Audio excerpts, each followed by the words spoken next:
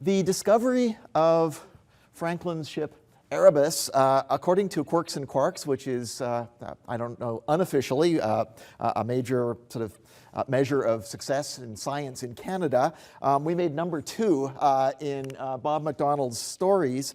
But anybody who's tried to understand exactly what happened in terms of the search for the ships and how they were found, by reading the media reports will understandably be a bit confused. Since with the best will in the world, there's a lot of misinformation that got out. In Bob MacDonald's quote there, he describes the find being done by a team made up of scientists and explorers from Parks Canada and the Canadian Geographic Society, that they discovered the Erebus. The Canadian Geographic Society had a reporter along designed to publicize it, but they really had nothing to do with the discovery. And everyone directly involved with the project really was a scientist or a civil servant, and would probably be embarrassed to be called an explorer. Although you can understand how Bob MacDonald made that mistake, since the Royal Canadian Geographic Society incorporated into their advertising and funding. Look what we just found. I think if they had a Canadian flag rather than their own logo, it might be a bit more important. But you've all heard the phrase, success has many fathers, failure is an orphan. And like a lot of people were involved in this, and people sort of really tried to take credit for it. And everybody tried to find local connections with the story. This is my favorite. You can read the title if you can't. The headline here in the Kent Online newspaper is "Lost Cannibal Sailor Expedition Ship that set sail from Greenhithe in 1845 found in Canada." That sounds like a great story. It's not exactly the one I'm going to talk about. It is accurate in a way, but I've been involved on the very fringes of Franklin expedition research for many years. I was actually a teaching assistant for Dr. Owen Beattie at the University of Alberta when he was preparing to dig up the sailors who died the first winter of Franklin's expedition back in 1983-84. And I studied all the explorers' accounts from the Franklin searches primarily as part of my own research into the 4,500-year history of Inuit occupations in the Arctic. But my involvement in this particular project came largely in the role of assisting the government of Nunavut, and my friend and colleague who's on the right there, that's us in our helicopter survival suits. We sort of decided they looked a little bit like the uniforms that in the original Star Trek series. You didn't want to be wearing one of those uniforms, but Dr. Douglas Stanton, who's Director of Heritage for the government of Nunavut, we're good friends. We've worked together on many things, and my involvement in this project was to assist him in doing this. So I have to acknowledge the government of Nunavut. My role was supporting Nunavut, but there are a lot of other main partners in this project. The Canadian Coast Guard, you'll see how vital they were to this, and we can all be very proud, actually, of the work that they do. Parks Canada, who were involved very directly in finding the ships, and the Canadian Hydrographic Service, the Arctic Research Foundation, which is a charity that's created by Jim Balsillie, and a bunch of other partners. But this has largely been, as I'll make this case, a government science project. We've been hearing a lot recently about government science, some of it not very flattering and disturbing a lot. This, I think, is a success story for government-based science. Now, I teach at the University of Waterloo in the Department of Anthropology. I was actually sort of the one university-based scholar involved in this, and so it was a really interesting experience for me seeing how the other half lives, seeing how scientists that work for governments have to do their work. It's very different from how I do that work, and I will sort of comment on that aspect of this a little bit as I go along. But there were non-governmental partners, especially in 2014. But to start, I want to just provide a little bit of context. Every Canadian's probably heard the phrase Northwest Passage, even if it weren't for Stan Rogers. But the whole concept of a Northwest Passage goes back to Elizabethan times, or the first Elizabethan times, when England, at that point, even before Britain, had a geographical problem in that they wanted to get access to the resources known as from the Indies, but how to get there. Spices, things like that were big. And so they wanted a route to get there. But one way that they could do it was by sailing south and then east. But at that time, Portugal was a major naval power, and they controlled most of the ports around the south of Africa. So England couldn't send their ships that way. So Southeast Passage was ruled out. They could try sailing south and west, go around South America into the Pacific. But of course, Spain controlled those sea routes, so a southwest passage was out. They could sail from England north and east across the top of Scandinavia and then Asia, and they did try that, but you could only get about as far as Murmansk, and then it was solidly frozen. So southeast, southwest, northeast routes were all out, so the last option for England in the 1570s was to try sailing northwest. And so at that time, they did start searching for a northwest passage, simply a route to the Pacific and the riches of the Indies. But they didn't know that there was even a northwest passage. So to make this talk come more or less within the time constraints, I'm going to jump ahead several centuries, and by about 169 years ago, 170 years ago, I guess now, the areas that are black weren't known, but the areas that are sort of uncovered in this map sort of show what had been mapped in the Canadian North. And what they needed to do by that time to actually find a northwest passage was somehow get from the open areas down to the Arctic coast. And so they decided one last expedition would be sent out to do this. There'd been a bunch of them early in the 1800s and over the centuries before that to sort of contribute to this state of the map.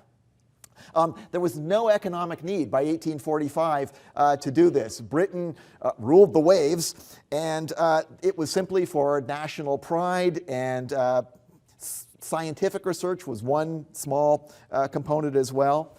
And those arrows on the map sort of show what the orders given to this last expedition to search for a northwest passage was given. It was essentially to sail into that gap, which is called Lancaster Sound, head along the route shown by the dotted line, and then somehow get from there down to the Arctic coast. And if they could do that, they knew that they could sail the rest of the way around Alaska, through the Bering Strait and out, and that would complete the Northwest Passage. If they found, the orders said if they couldn't find their way south from that point, then they could head north and see what they could do. Whoops. And so the expedition command was given to a famous Arctic explorer of the day, Sir John Franklin. He had done a couple of major Arctic exploration, and a whole bunch of that Arctic coast that sort of was mapped in the previous slide was mapped thanks to John Franklin.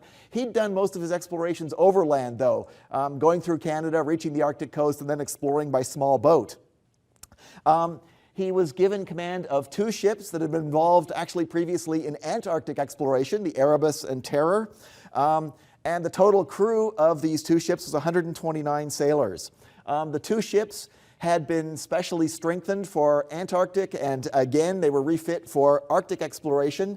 I'll show you a little bit of this later, but they're the blueprints of the last refit of these ships before they headed out on this expedition still exist, and they're like wonderful works of art, the draftspeople who made these things. But so they were specially modified and given all the modern technology that they could be to be successful in this endeavor.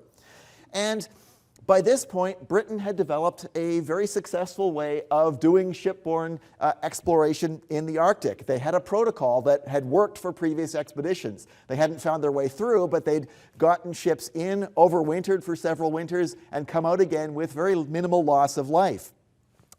Basically, they would explore as long as there was open water, which would take them into the early autumn, September, getting into October. Then as things started freezing up, they would find a nice little harbor someplace, and they took along ice saws, as you can see in the upper left slide.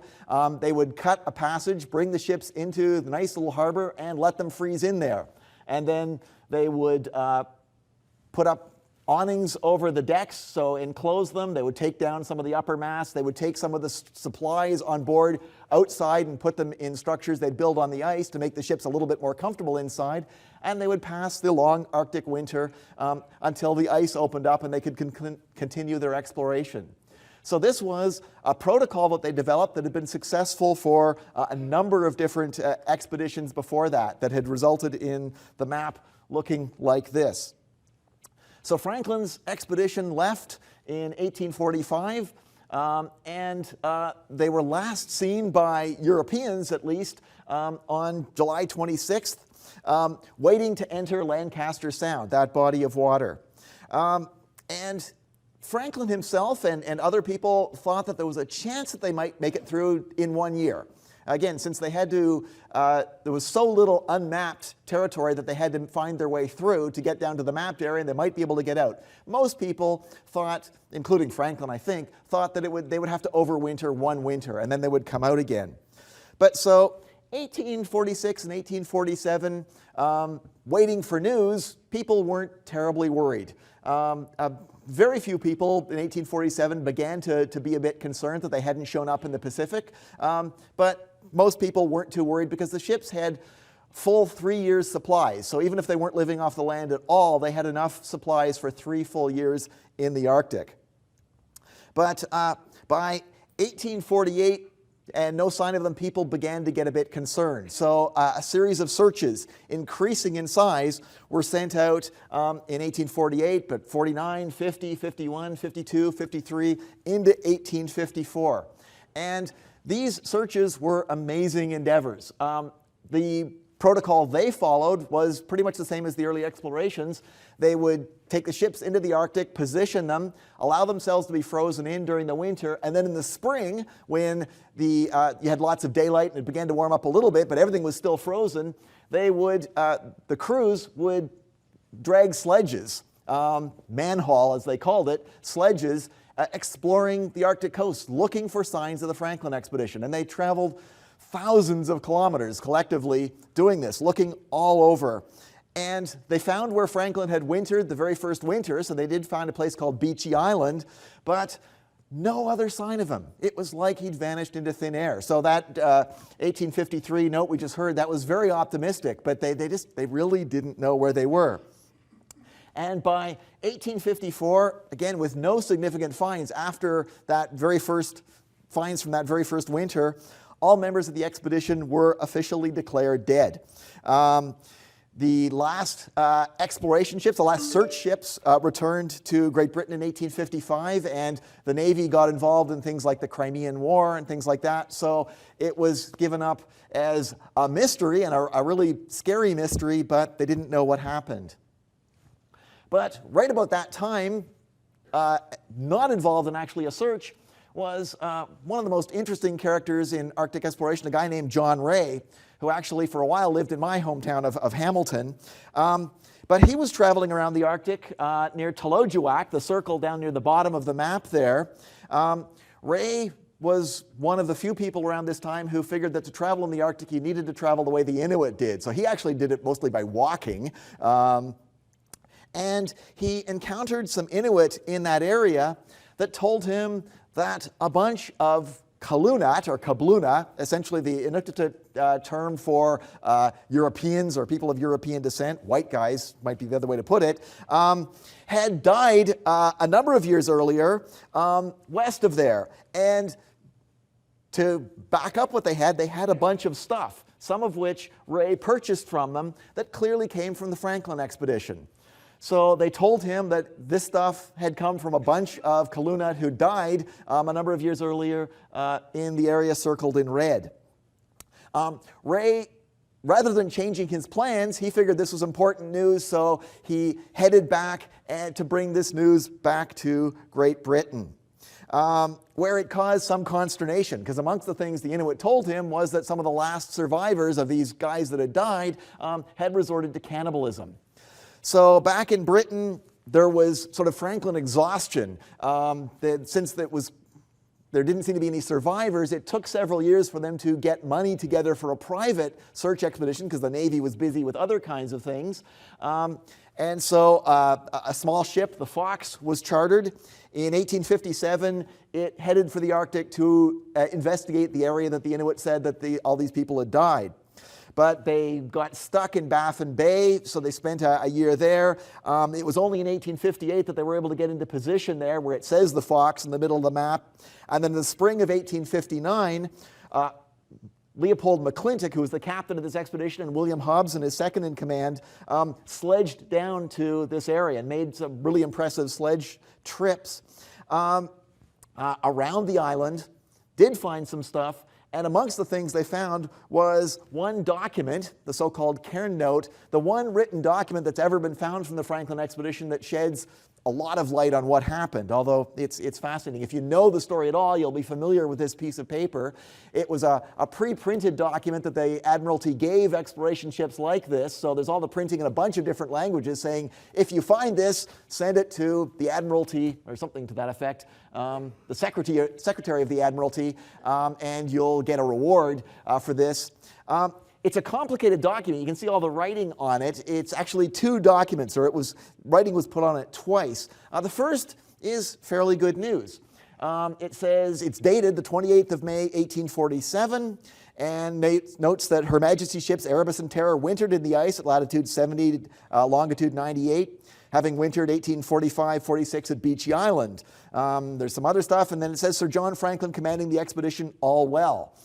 So from that, we can sort of reconstruct what Franklin's crew did after that last sighting with the whalers. So if you'll forgive the cheesy animation, they entered Lancaster Sound a little bit, sailed probably to where Franklin's orders had told him to go. This is an inference, because the note doesn't actually say that, but he was sort of told to sail to what we now call Cape Walker and hang a left, head down south there. We infer that he got there, decided that he couldn't get through the ice, and so the note says that he actually sailed up around Cornwallis Island. And then, once they'd done that, spent the winter at Beechey Island. And so that was where they spent the first winter. That's where those the three frozen bodies that Owen Beatty dug up in the mid-1980s came from. So if you have sort of a visual image, that's where those sailors died and were buried. And then the note sort of tells us that they sailed down to that location, and that's where the note says they were, and all's well. Sir John Franklin commanding, all's well. So this is at the end of a year and a bit. Now, Franklin did, although it was the second summer, exactly what his orders said he was supposed to do. He was supposed to go to Cape Walker, hang a left, head south, and try to make it. So one obvious question is, why had all those Franklin search expeditions not done that and found him right where they ended up? The basic thing is, this is one of the pieces of very bad luck that the Franklin expedition had. That body of water there is called Peel Sound. It almost never opens up. It tends to be just packed with pack ice coming from the north going down there. And that's probably what Franklin saw in 1845 when he first checked it out, decided can't go down here, so went to Beechey Island. But the second summer, he was clearly able to get down there. But when the searchers entered in 1848, 49, and so on, the very first place they went was where Franklin's orders said he was supposed to go, and they found it totally blocked with pack ice. So they figured Franklin can't have gone down here, so they started looking everywhere else. Again, Franklin's bad luck seems to have been that in 1846 he was able to sail down there when probably every other year subsequently it wasn't possible. But getting back to the note was put away, but then just a few months later, a new note was added to that same piece of paper. April 25th, 1848, Her Majesty's ships Terror and Erebus were deserted on 22nd of April, 5 leagues north-northwest of this, having been beset since 12th of September, 1846. The officers and crews, consisting of 105 souls, landed here. So John Franklin died on 11th of June, 1847, so shortly after the first note was added. And the total loss by deaths in the expedition had been, to this date, 9 officers and 15 men. So at this point, less than 3 years into the expedition, 24 people had died, including 9 officers and 15 ordinary sailors. That's an extraordinary rate of death. That's 18%, more than 18% of the crew had died. All the earlier expeditions had spent a lot longer, or as long or a lot longer in the Arctic with much lower rate of death. So that's very surprising.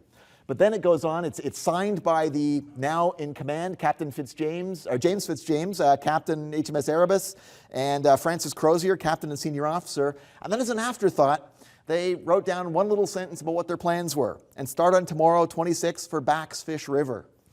So their plan was to go where Erebus and Terror, or abandon Erebus and Terror. They went on to King William Island, and we're going to follow that red line down to the Fish River, which is in the mainland, and presumably their goal, they don't say this, but would be to go inland, overland, upriver, using the ship's boats that they would take with them to reach trading posts, Hudson's Bay Company posts or whatever else, but get to some place where they could find supplies and get help. But they didn't make it. One of the other things that McClintock and Hobson found in their search, in addition to the note, was a spot that's become known in the Franklin lore as the boat place, in a spot that was named after the Erebus, Erebus Bay. This is one of the wonderful illustrations from the Illustrated London News, I believe, showing what they found. It was a ship's boat with all sorts of supplies and some bodies in it. And so clearly they'd found other bodies as well. The crew had not survived their attempt to escape the Arctic. And so Hobson and McClintock went back to England with this news, and that seemed to finally explain what had happened to the Franklin expedition. But after them, there were still lots of unanswered questions about the catastrophic and completely unexpected failure of the expedition. I think pretty much all of us in this room are sort of an age to the connection would be like the Challenger space shuttle explosion. People had been doing space exploration for a long time. It seemed pretty safe, and then suddenly, out of the blue, you have this catastrophe. Well, this was like this for Arctic exploration. They'd been doing it successfully for quite a few years, and suddenly this expedition, catastrophic failure. So why had that happened?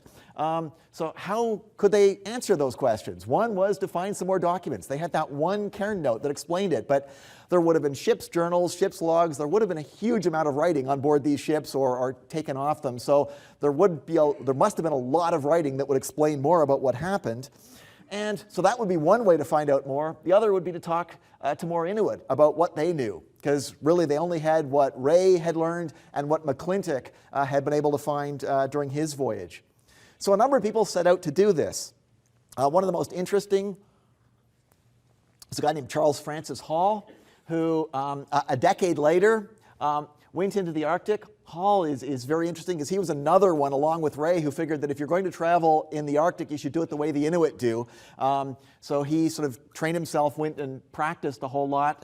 Amongst his other accomplishments, he found out where Martin Frobisher had been in the 1870s. That knowledge had been lost, and Hall discovered that. But he went to King William Island, didn't get into the area where the Franklin expedition had ended up, or the last of them did, but he did talk to a lot of Inuit. And one of them that he talked to a number of them, was a guy that he wrote his name as Inuit Puzajuk. That's the name of this guy. And what you're seeing on the left here is a map that is reproduced in Hall's report, drawn by Inuit Puzajuk. So this is an Inuk who probably never drawn a map and probably never seen maps before in his life. This is a hand-drawn map that Puzajuk created, and next is sort of a Google Earth map. And oddly, Puzajuk is more accurate in a couple of ways, but what I'll note is, just to show the accuracy of this, you can link up the features. There's King William Island there, these islands here, the Royal Geographical Society islands here, these points there, which is Grant Point, sort of show up in the real map. This inlet between here sort of shows up. And what's so important is that Inuit Puzajuk on the map, he notes this place where one of the ships, Erebus or Terror, sank. On that map, right north of what we now call O'Reilly Island. So if you plot that on a Google Earth map, it's somewhere right around there is where Inuit Puzajuk said that one of the Franklin ships ended up. Another researcher who went to the north was he was from the United States Army, but named Frederick Schwatka. And so a decade after Hall, research, Schwatka led an expedition, an American expedition, and his goal was explicitly to find more paper documents, but also to interview Inuit. And so he actually did travel along the whole coast where Franklin's expedition had ended up, from where they abandoned the ships. And so terrific accomplishment, what they did. Traveled, walked that route, and looking for stuff, but also talking to Inuit and recording things. And on the map that Schwatka published, I've highlighted it in green there, but I'll zoom in on it now. You'll see that according to Schwatka's informants, that's where a ship sank, right there off Grant Point. So if you line that up with Google Earth, you can see that, now this is Schwatka's, whoever's drew up the maps for Schwatka, that's where they sort of indicated where it is. And this is what Schwatka's interpretation of what Inuit told him. Essentially, if you put that together, you've got Hall's report and Schwatka's report, the information they collected from Inuit a couple of decades after Franklin's ships were abandoned, were that one of the ships had got down to this area, and the Inuit talked about the fact that the ship was frozen in the ice. They visited the ship, they described visiting the ship, and then one year they went back, and the ship had sunk, but the masts were still visible above the surface of the water. So somewhere down in this area, Wilmot and Crampton Bay is sort of the present-day geographical name of it. Somewhere in that area, one of the ships clearly had ended up. Now you can see a slight discrepancy between these two things, but that's only about 20 kilometers apart. So even assuming all the contingencies that went into where Hall and Schwatka interpreted their Inuit informant saying the ship was, we've narrowed it down quite a bit. The Inuit said that there was a ship there and described it. So in searching for the ships, this became, whoops, hit that a little bit hard, there we go, became known, and I'll refer to it as the Southern Search Area. So we believe that one of the ships ended up there. So zooming out a little bit, we've got the Southern Search Area down there off the coast. One of the ships appears to have ended up down there. The other ship, according to Inuit testimony, and it's more difficult to interpret, one of the ships seems to have ended up broken up and sunk up before it got down into this area. That part of the King William Island was not occupied by Inuit at the time, so we don't have any Inuit accounts of it sinking. There are Inuit accounts that can be interpreted as them, because they did encounter some of the Franklin survivors, describing one of the ships sunk. But so it's believed that one of the ships, and we now would know that it's the Terror, sank in the northern area, and one of the ships sank in the Southern Search Area. So that's what we knew going into this. So let's go look for the ships. Part of the problem is this part of the Arctic is very poorly charted. And so the Northwest Passage today for shipping is actually around that side, the eastern side of King William Island. So that dotted white line is where, if you're traversing the Northwest Passage, that is the route you follow on a cruise ship or freighters or whatever that's going through there today. And that has been barely adequately charted, according to the hydrographers. But the other areas are really, really badly charted. So it's dangerous taking big ships sort of off that route. So the search involved actually charting as well as searching. But charting was actually the first thing that had to be done. So the search that I've been involved in started in 2008. And these were the original partners and the partners that were primarily responsible for the discovery this past summer. Parks Canada, its underwater archaeology branch. So they are the people who searched underwater and dove. The Canadian Coast Guard, who provided us with our logistics, actually allowed us to get into that area. The Canadian Hydrographic Service, who are the people who create charts. So they actually figure out where it's safe to send ships. And the government of Nunavut, which was the part I was involved in, which was looking on land. The original project was driven by a number of people, and the research protocol that ultimately resulted in finding it was created in 2007 and 2008. The driving force behind this renewed search was Robert Grenier, the guy in the yellow and black jacket there, who was then chief of Parks Canada's Underwater Archaeology Service. He is famous in underwater archaeology terms, recipient of the Order of Canada. The Basque whaler off Labrador was his project, but he was the driving force behind getting this renewed search for the Erebus and Terror. He told me later that he was 70 years old that time, but we had trouble keeping up with him on land. Very impressive guy. But in this picture, I'm there on the far left, looking dramatic. There's Tom Hull, who was the captain of the Coast Guard ship that summer. Then my friend who I was assisting, Doug Stanton, in the blue shirt, jacket. And then on the right here, Louis Kamakuk, who's an Inuit from Joe Haven, a historian who's taken it on as a personal calling to actually find out more about this. And so he assembled an awful lot of contemporary Inuit testimony and was consulted extensively by Parks Canada in starting this, and by Doug Stanton. We did talk to a lot of Inuit, but he's probably the most knowledgeable Inuk from this project. Our work was based off the Canadian Coast Guard ship Sir Wilfrid Laurier. Laurier is based out of Victoria, but comes into the Western Canadian Arctic each summer for navigation purposes, for charting the seafloor and things like that. And I can't speak highly enough about the Coast Guard. They had to work a whole lot harder to support this. The crew on board, every time they got us on board, and they did it cheerfully and were fabulous to work with. The actual underwater search for the wrecks was done using side-scan sonar. And these side-scan sonar fish, they're referred to, were dragged behind small boats. You couldn't drag them behind the Laurier, that wouldn't make any sense, but these are the things that were used for searching the sea floor. One of the, they were dragged behind the Canadian Hydrographic Service launches. The Hydrographic Service was mapping the seafloor to get depths for charts for sailors, but they also would take along these the Parks Canada side-scan sonar. That was in 2008. Until then, in 2012, Parks Canada got their own launch. They called the Investigator, that they brought up and did some of this work, so that increased their resources.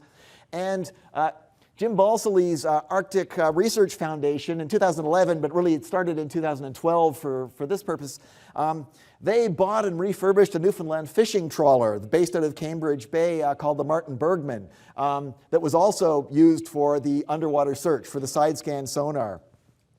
So the protocol, the Hydrographic Service launches and the Investigator were on board the Laurier, and then each day, when the water conditions were good enough, they'd be set over, and they would essentially drive, is the word that comes to my mind. Sail doesn't seem quite right. Up and down long lines. And this is a map. This is actually from the 2012 work, just showing the map. So the lines there are the courses drawn by these launches and other things. That was actually the Martin Bergman that did this. They are 150 meters apart. So they'd go in one direction, then move over 150 meters, come back, move over 150 meters, go back. This particular plot, the blue area, which was done by the Bergman, is about, as you can see, about 10 kilometers long lines and 5.5 or so wide, that area. But you can see a whole lot of lines there. It was, I never did this, but it was very tiring, very hard work, particularly if there was a wind and any chop up. And very boring. The red lines were done by an autonomous underwater search vehicle, so they did later on have some of these where essentially a little unmanned submarine that you'd sort of let go and it would sort of go up and down and then come back with this information. But what they produced was a composite side-scan sonar map of the seafloor, and this is there's about 10 or 12 lines there. But the side-scan sonar produces something that looks an awful lot like a photograph of the seafloor. And it was believed that if the ships were at all intact, they would be able to see them, obviously. It was thought that if the ships had sunk in shallow water, and remember, the Inuit testimony were that the ship in the south had sunk in an area where its masts were still above water even after it sunk. That sounded like it was in pretty shallow water. It was worried that the ice would have crushed the ship. but it was thought that the wreckage would still be identifiable. These ships actually had steam engines. They took steam engines out of locomotives and put them in these ships, so it was thought that there were big parts that would be recognizable in the side-scan sonar. So for the underwater archaeologists, they would be on board these launches or whatever, and their job was essentially staring at a computer screen as it sort of unrolled before them each of these little strips, to looking for evidence of the ships.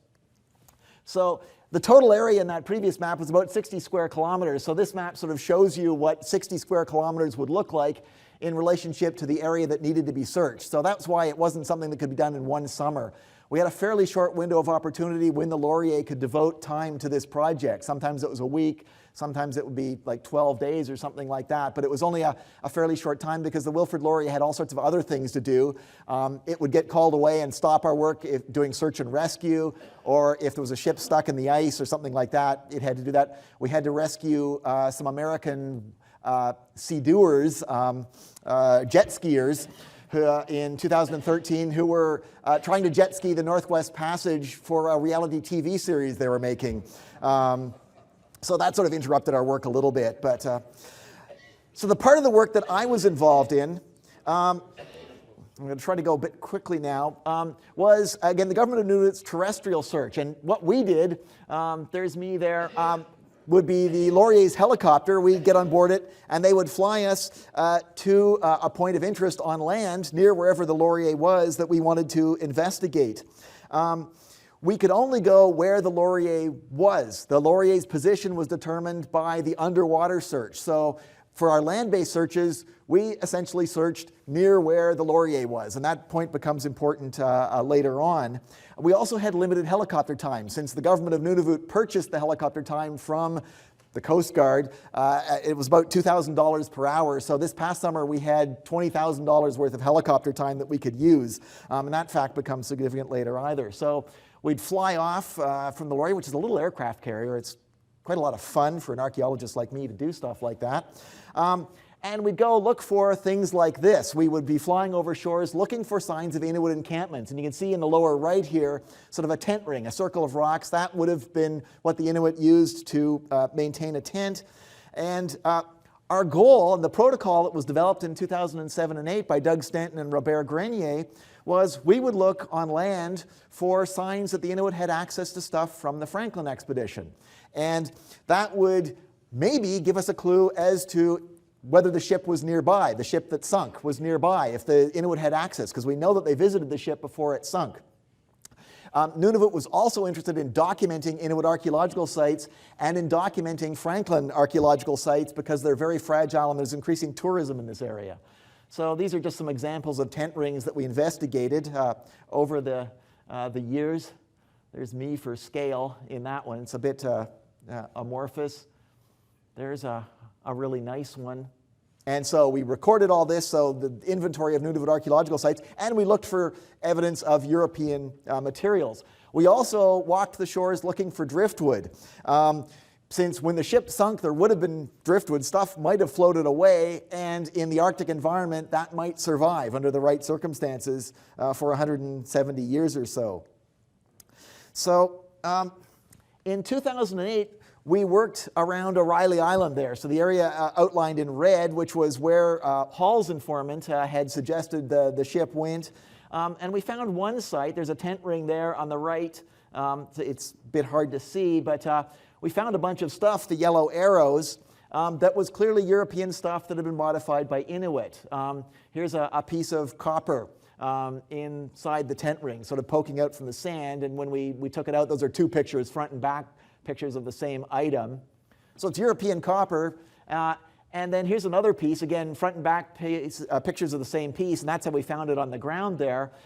It's European copper that's been cut very crudely and punched through. So this is European material that's been acquired and modified by Inuit, and that certainly is consistent with the Franklin expedition, but nothing about this stuff sort of was the smoking gun that it came from Franklin's expedition, and the underwater search around that area didn't turn up anything. So in 2011 to 13, sorry, that doesn't show up really well, but The underwater archaeologists turned their efforts to the northern search area. The Martin Bergman, that blue ship you saw earlier, was searching in the southern area in 2012-13, but the Laurier moved to the northern area, so that's where we, Nunavut archaeologists, did our work. And one of the areas that we spent quite a bit of time was Erebus Bay, which was, remember, where McClintock and Hobson had found the boat place. So there's the, sort of the full picture from their description of it. Now, this is an artist's conception based on what they wrote. This is what the terrain actually looks like. There's actually two boat places. It's sort of complicated. You can maybe barely see there's some pink flagging tape marking spots, but this is what it looks like. What you're looking at there are fragments of wood from one of the ship's boats scattered around there. Here's two views of one of the same fragments. It's been riveted together with a copper rivet. This is interesting because this piece comes from very thin planking. They actually, Franklin's crew, before they abandoned the ship, they lightened their boats because they were very heavy wood. So the upper parts of the boats, they replaced with very light wood. And this is very thin wood that's been put together. So this is probably from the modifications of the boats to make them more draggable. Other stuff that's hard to visualize there, but that's a bit of a clay smoking pipe, so this is part of the stuff that they carried with them. It's a fragment of a pipe. They had tobacco. They had firearms and ammunition. That's a piece of buckshot there, and that's a musket ball. Remember this artifact. I'll show you several a couple of pieces of it, but this is a fragment of a little sheave or pulley that's there, made of metal. You can see it's a very small one, so it's only about that big. This is another fragment of the same artifact, or found right near it, and almost certainly part of it. The Inuit probably smashed this up, trying to see if it would be useful, and decided that it wasn't very useful, so it was left behind. But this piece is significant because it's got the British Navy's anti-theft device put on it, which is something called the broad arrow. So you can only barely see it in this picture, but it's there. It's something that the British Navy, when it was purchasing goods or manufacturing goods of itself, it stamped or impressed in manufacture this broad arrow into it. And if the Navy found somebody who wasn't a member of the Navy in possession of anything stamped with the broad arrow, that meant they'd stole it from the Navy. So this is the Navy's anti-theft device. Again, you can only sort of barely see it, but it's there. But that shows that this was a British Navy pulley. Not surprising, but I'll come back to that later on. Other stuff in the Erebus Bay area, I mean, you could find fragments of fabric, of cloth. This is 165, 68 years after the ships were abandoned. But again, the cloth is exposed like this during the summer. That's exactly how we found it. But most of the year, it's under snow and ice. So that's why it survived. And you found sort of evocative items like this. It's a little button there. You can see it, but here's a better view of it. But you can probably tell there's some writing on it. And when we looked at it, and again, when the conservators got done with it, Galton Son Portsmouth, which was a naval clothing manufacturer company in Portsmouth. Apparently, it's not called that anymore, but a descendant company of that still exists there. So this was either worn by one of the Franklin sailors as they abandoned the ships and ended up at this location, or was part of their gear, but it might have been worn by somebody because at these locations there are human remains scattered around. This is a scapula, a shoulder blade of one of the Franklin crew, sort of buried in the moss there. This Erebus Bay location has been investigated before, after it was first found in 1993. And my friend and colleague, Dr. Ann Keenlyside, who teaches at Trent University, studied the human remains they collected that year. And one of the things she observed on the bones were evidence of cut marks. These are straight slices in the bones that were made by metal implements on various places on the bones. And this wouldn't have been one individual, this would have been a number of individuals, but this is the composite of where the cut marks were found on the bones. And what she found seemed consistent, or seems still consistent with the Inuit testimony that some of the last survivors of the Franklin expedition, after they abandoned the ships and in extremis, resorted to cannibalism. So one of the things we did was we collected more human remains, studied them, took them for study, but brought them back, and they've been reburied at the location, but in a traditional northern style of burial, which is in an above-ground cairn. So they're in the plastic box there, but a number of years ago they put plaques on these cairns. So this is one of them to the memory of the crew members of Sir John Franklin's expedition of 1845 who died here in the spring of 1848. We think that's when they died, but so the remains are all back there. So that was our efforts between 2011 and 2013. So this past summer, 2014, the plan was, again, for the Martin Bergman to do side-scan sonar work down in the southern search area, but for the Wilfrid Laurier, where we, land-based archaeologists and Inuit archaeologists, would be working in the northern search area, getting farther up into that. And so you can see the areas marked in blue was where we planned to work, because that's where the underwater archaeologists planned to work, and we had to go where they wanted to go. But there's all sorts of good stuff up there that we were looking forward to visiting. But oddly enough, 2014 was a normal ice year. Previous years, global warming has led to there being very little ice. I've spent 4 summers doing this, 2008, 12, 13, and 14, and one of my disappointments was I'd spent quite a few weeks on board a Canadian Coast Guard icebreaker in the Arctic, and I'd never got to break any ice because there wasn't any around by the time we got there, which would be sort of late August into early September. But this past summer was a normal ice summer, going back a number of years, but it's exactly what you'd expect. So this is an ice map. I got used to looking at these this past year.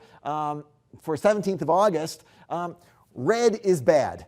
And so the whole northern search area is essentially completely covered in ice.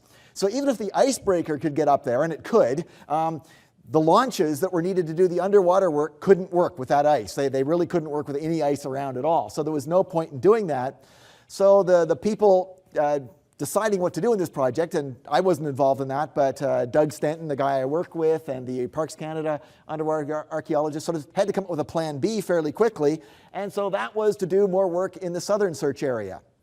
So Doug Stenton, Director of Heritage for Nunavut, had from 2008 had a whole lot of areas that he would like to investigate down in the southern search area, but we just hadn't been close to it in the Laurier. So this gave us our opportunity to do that. So we were going to work down in this area since the Laurier had to be down there. So going back to our map here of sort of the search area, you can see within that blue area there's an awful lot of islands. We've looked at the islands around O'Reilly Island, but there's an awful lot of islands in there, and that's consistent with what the Inuit told Schwatka about where the Erebus or Terror was.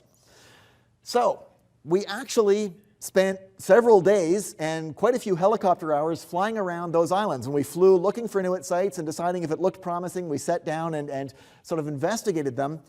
And we're gradually using up those 10 helicopter hours we had, that $20,000 worth of helicopter time we had. We looked at a lot of islands. I think we looked at something like 20 islands, and we investigated several of them in detail, like walking over them. But this was still fairly early in the field season. It was still right at the end of August. We still had sort of a week to 10 days to go, and we were hoping the ice would open up in the northern search area. If it did, we needed to save some helicopter time to work up there. So we couldn't use up all of our 10 hours of helicopter time. So reluctantly, we decided that we wouldn't be able to spend any more of our helicopter time down here. But on September 1st, the Canadian Hydrographic Service, the guy in the center there, unfortunately, I'll show you a better picture of him in a moment, but Scott Youngblood, he's got the wonderful title of Dominion Hydrographer. Given my age, I still like the fact that is the term that's used. But he is a Dominion Hydrographer. He was in charge of the Hydrographic Service part of this project. He needed to do some work on an island, on land-based, to get some really accurate positions. It's how they calibrate their charts, the information they're recording from their launches. And so he needed to fly to an island and set up a research station.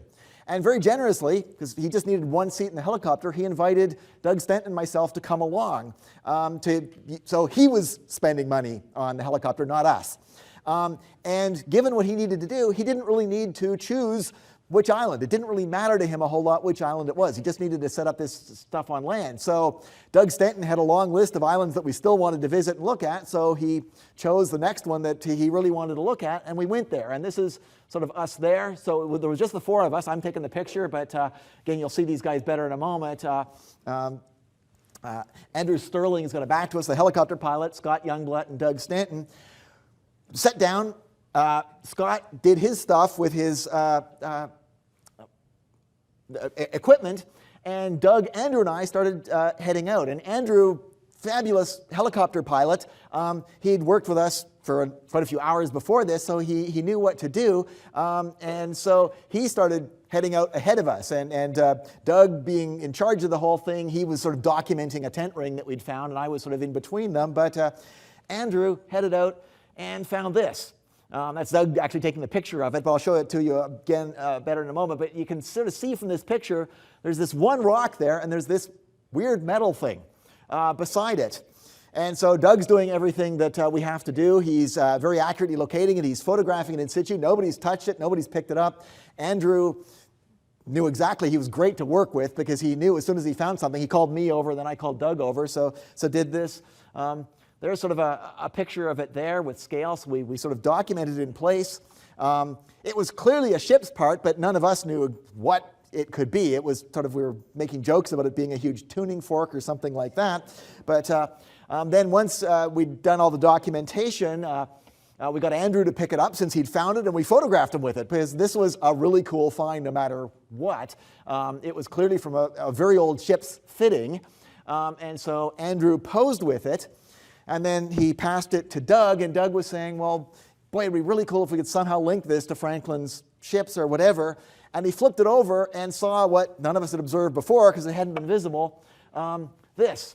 In the middle there, there's the number 12, and either side of it is the Royal Navy's anti-theft device, the broad arrows.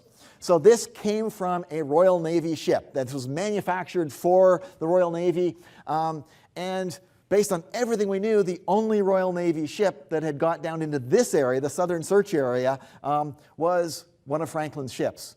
So we were very excited at that point that we'd found this. So took it back to the helicopter and documented it, and then spread out again looking for more stuff. And almost immediately, Andrew, the helicopter pilot who was on fire that day, called. Again, I was closer for some reason, called me over. He'd found something actually two really intriguing things. And they're sort of marked by the arrows here. I'll show them better to you in a moment. But you can see the pile of rocks here. He'd spotted these pieces of wood. And they're sort of fragments. But one of the things he'd immediately spotted, they looked very old. And they had square nails, so they were hand-forged nails. And we'd seen a lot of driftwood in the Arctic, and Andrew had helped us look at a lot of driftwood. There's a surprising amount of driftwood even in that part of the Arctic, but a lot more recent. These were clearly a whole lot older than anything else. So we documented this very thoroughly, brought them back into the ship, and it was two parts of an item. Again, we didn't really know what it was. We knew it was something cool, and it was old. There's sort of still some pitch on one of them, so they were probably tarred black originally. They were very old. But what it appears to be is scuttle cover from a hawse. I'll describe that in a moment. But so we got back on board the Laurie. This was September 1st. End of the day, went for dinner, then sort of showed it around. The underwater archaeologists from Parks Canada had been out doing their thing, side scan sonaring all day. They spent very long days doing that. Got back late at night, probably around 8 o'clock. So when they got back, we brought them up to the lab. And here's Doug Stanton showing Ryan Harris, who was the lead underwater archaeologist on this project. He's showing them the things. We actually hadn't expected to find anything that big, so we actually wrapped up some of the wood in a ski jacket we had. But so here's evening of September 1st, Doug showing that to Ryan. Ryan's, the guy who works with, Jonathan Moore, saw it as well, and John ran off to look at his computer where he had all the blueprints of Erebus and Terror, and within an hour, they came back and figured out exactly what the weird metal thing was. He found it in the blueprints. It's right there. They're calling it a davit pintle fitting, but a davit is the thing that you raise and lower boats with.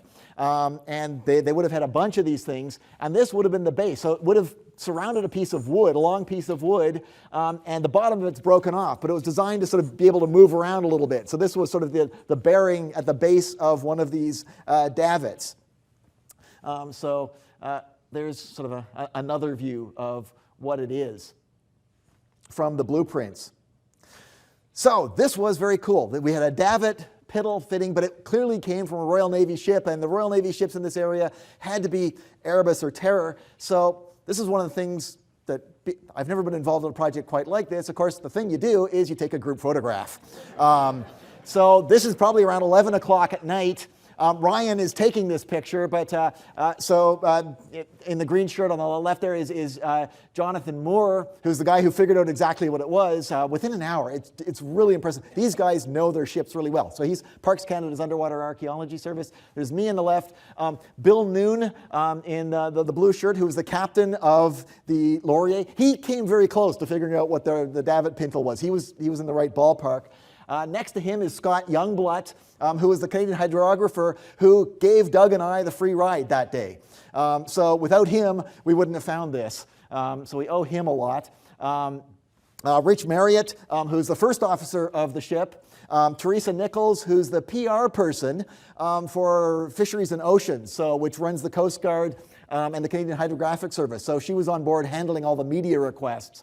And then Doug Stanton, my friend, and the Director of Heritage for the Nunavut government on the right. So again, because this was clearly something important. I should note that everybody in that picture, except I think Rich, the first officer, has sort of gone on the speaking circuit since then, at least once, talking about this, because they all were involved in something fairly historic. So here's where sort of doing a government archaeology thing becomes interesting for me, or out of my experience. What we then did, Doug and Doug really was responsible for this, but consulted with everybody, was put together a news release. Because this was the government of Nunavut who'd found this, and so put together a press release. And you can note an iron fitting from a Royal Navy ship, found 2 broad arrows, and then the bottom paragraph, these findings are important because the iron fitting is certainly from one of the Franklin shipwrecks. This is the first discovery of its kind in the area in modern times. This discovery is consistent with and supports 19th century Inuit oral testimony describing a shipwreck to the south of King William Island. So brief little press release. What I found fascinating was how long it took to actually get this prepared and approved. And like we were sort of doing this by internet off the ship, but it took a long time. So part of the story is this press release actually didn't get released to the press until September the 8th. So sort of a week after we found it, and that had been lots of back and forth. But jump back in time, we found that on September 1st, like 11 o'clock at night. We posed for that group photograph. The very next morning, September 2nd, Parks Canada headed off in the Investigator, and we headed off in the helicopter to search some more on that island. So Doug, myself, and another hydrographer sort of landed on that island, and we were wandering around looking at areas we hadn't been able to look at before, and we could hear and see the Investigator offshore going back and forth. And we were making jokes about, well, there goes the neighborhood, because it had been lovely and quiet. We'd been in a sort of a totally remote location, hadn't been anybody around for tens, if not hundreds of kilometers, well, tens of kilometers anyway, but the Investigator was going back and forth, and we joked, wouldn't it be cool if they found that. Got back to the ship, next day we continued working, next day we continued working. Meanwhile, the press release was sort of winding its way through the bureaucracy, was coming out. Long story, slightly less long. It turns out that within a few hours of them setting out in this photograph, they found that. But this is where the sort of government science also comes in. This project had a fairly high profile. There had been a lot of different partners and everything. So there'd been a protocol developed amongst all the sort of the senior participants, the agencies that were participating, that they did not want to make a mistake. They didn't want to say, we found the Erebus and it turned out to be something else. They wanted to sort of do it all properly. And because this project started back in 2008, but since then, our Prime Minister got interested in it, given he has a genuine interest in the North. So there was a whole protocol how this information could be released and how it could be sort of decided. And so Ryan and Jonathan, the Parks Canada archaeologists you saw there, sort of were leads on this project. But the person who replaced Robert Grenier and that sort of the chief underwater archaeologist for Parks Canada actually wasn't on board the Laurier at this point. Marc-André Bernier, who's one of the people you'll have seen on the news if you've been following this, was actually on board a Russian cruise ship that was peripherally involved in the project in a complicated kind of way. But so he was the one who had to make the call. The protocol said that only he was allowed to say, yes, we found one of Franklin's ships. So it took several days for him to get back on board the ship to actually make the call. So all this meant that it was only like 4 days later that I actually found out that they'd found the Erebus. It was announced on the ship. They'd kept it secret. There was a newspaper reporter on board the ship, and he actually wrote that you don't want to play poker with archaeologists, that they're really good at keeping a poker face, but the underwater archaeologists really did a good job. So of course, immediately then, that's around for more group photographs. So this is another group photograph, because now we knew that this was the thing that had led people to the Erebus. So it's taken with a weird wide-angle lens, so we're sort of distorted there, but that's me and a good picture of Andrew Sterling there in the background, and Doug Stanton sort of with the thing. And we knew on board the ship, but what they did when they announced it on board the ship, so that the whole crew knew and all of us, was they shut down the internet on the ship, and they collected all the satellite phones that a few people had on board to make sure that nobody leaked this information until the protocol for the release could be done. So immediately, everybody who was keeping in touch with us sort of lost track of us. So then they sort of decided, okay, the news.